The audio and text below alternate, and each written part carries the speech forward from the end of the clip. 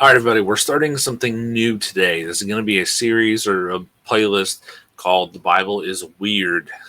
And the whole purpose, I want to start getting into some of the passages that you read and you go, wait, what? And really like question what you just read.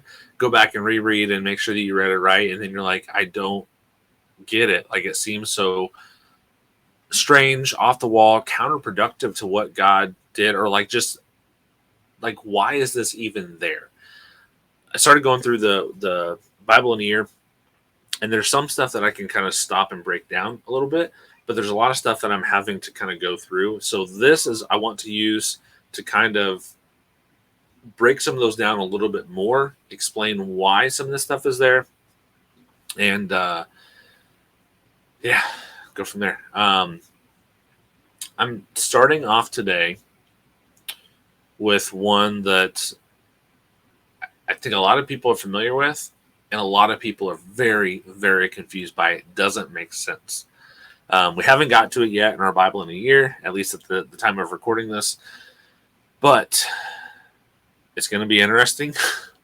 It involves a prophet, some rude kids, and bears.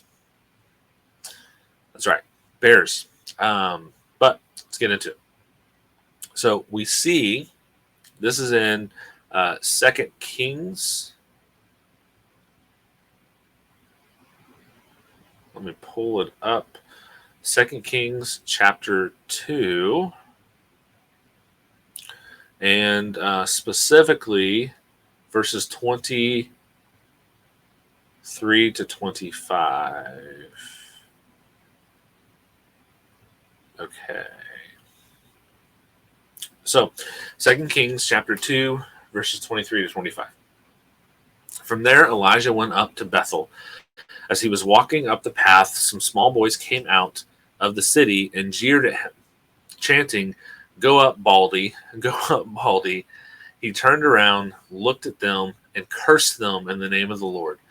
Then 2 female bears came out of the woods and mauled 42 of the children.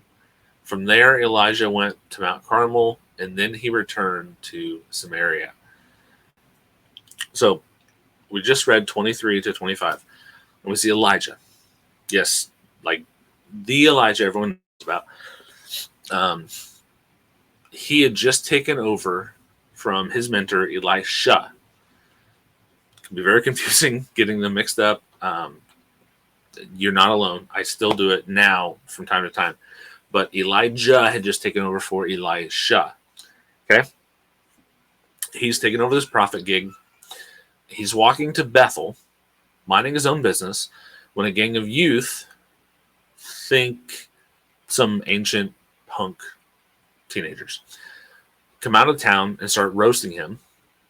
They yell, "Go up, you bald head," right?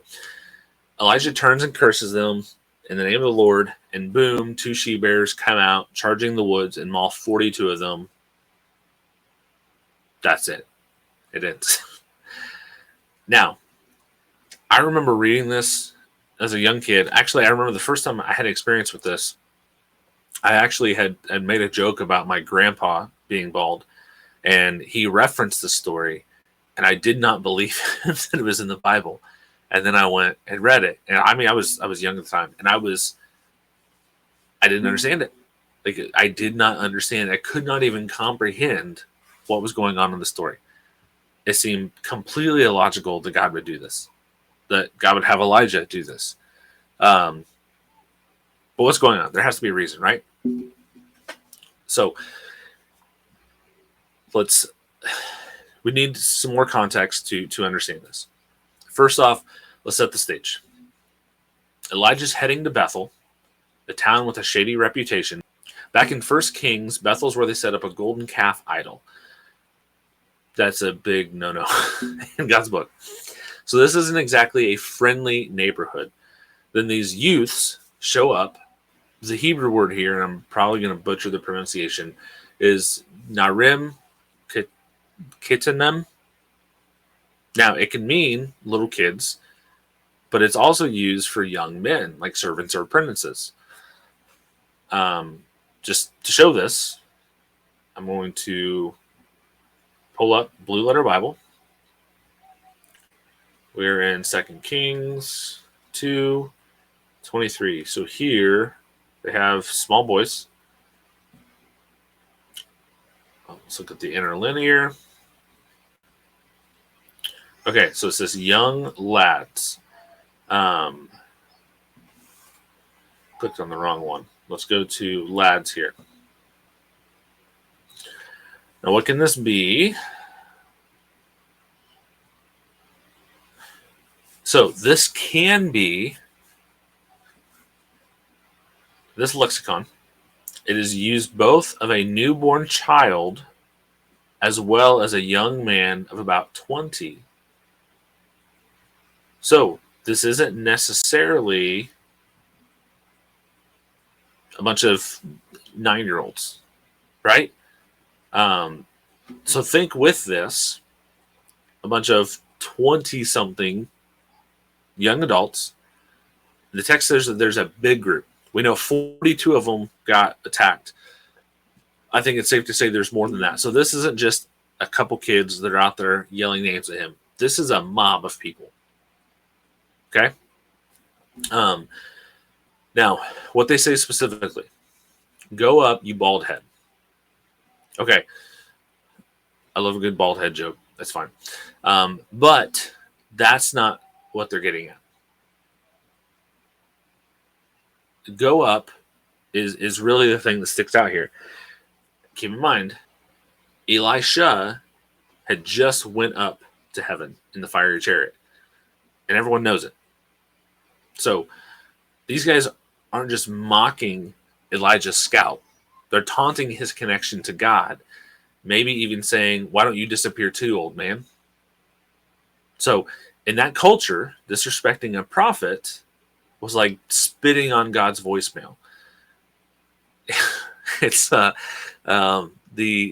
think of the scene from Dodgeball where he says it's a bold strategy, Cotton. Let's see how it works out for him.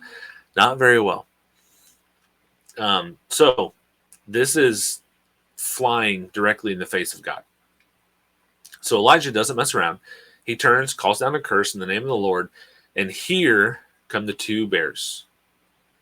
Two female bears, mama bears, the fiercest kind. They rip out of the woods and tear into these 42 guys. The Hebrew says they tore them, which could mean anything from scratches to, what you would imagine a grizzly would do if it was mean and hungry and protecting cubs. Either way, it's a bad day to be a trash talker in Bethel. But this is where it gets kind of a little more weird and maybe uncomfortable. Why bears? Why so brutal? Like instantly the turn to brutality.